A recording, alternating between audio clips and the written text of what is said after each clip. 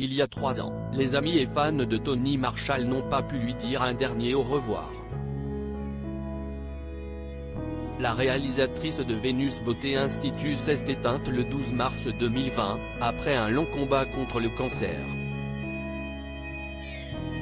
Une triste nouvelle qui a bouleversé le monde du cinéma, mais aussi de la mode, à l'image de Jean-Paul Gaultier, avec qui elle avait travaillé en 2018, et qui avait tenu à lui rendre un bel hommage sur Instagram.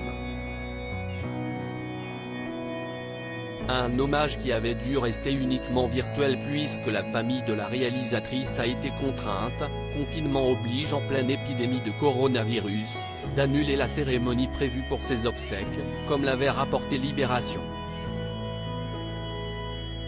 Le gouvernement ne leur avait pas vraiment laissé d'autre choix. Sur le plateau du JT de France 2, le Premier ministre de l'époque Édouard Philippe avait expliqué, à l'occasion d'une question d'une téléspectatrice, que les déplacements étaient limités, même pour un enterrement. Ce que je vais dire est terrible à entendre, nous devons limiter au maximum les déplacements et même dans cette circonstance, nous ne devons pas déroger à la règle.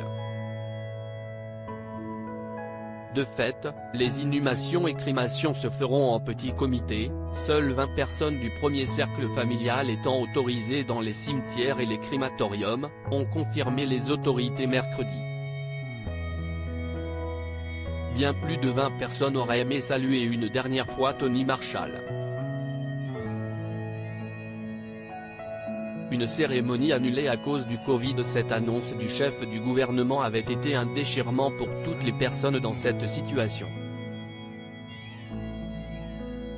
Peu importe qu'elle soit connue ou non. Mais la notoriété aurait à coup sûr attiré de nombreuses, ce qui n'était pas possible alors que le Covid-19 était très présent sur le territoire français. Seule une simple célébration pouvait avoir lieu. La famille de la réalisatrice avait donc décidé, elle, d'annuler la cérémonie prévue. Un crève-cœur encore 3 ans plus tard. Ses amis du cinéma et ses fans avaient néanmoins pu célébrer sa mémoire en allumant une bougie ou en regardant à nouveau son film emblématique, Vénus Beauté Institute, primé au César en 2000. Créative photo, Dominique Jacovide.